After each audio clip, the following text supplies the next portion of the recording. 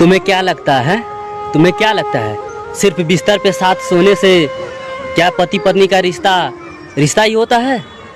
अरे मन से मन मिलना चाहिए, दिल से दिल मिलना चाहिए। मैं काम पर से आता हूँ, कभी पानी तो छोड़ो मेरा हाल तक भी नहीं पूछती हो कि कैसे हो तुम। और वो सूरज, और उसका फ़ोन करके हेलो हेलो कैसे हो। अरे पति वो है कि पति मैं? कभी क्या तुमने सोचा है इस पति के दिल पे क्या बीतती है? अपना दोस्त मानती हो ना उसको। मैं तुम्हारा पति हूँ, पति, कोई नौकर नहीं, ना कोई तुम्हारा गुलाम।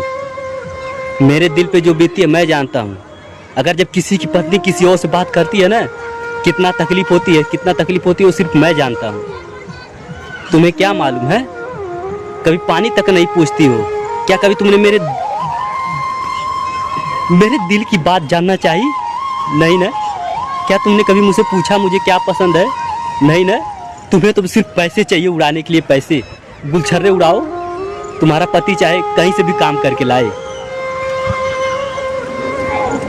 हे भगवान, ऐसी पत्नी किसी को मत देना। राम राम राम।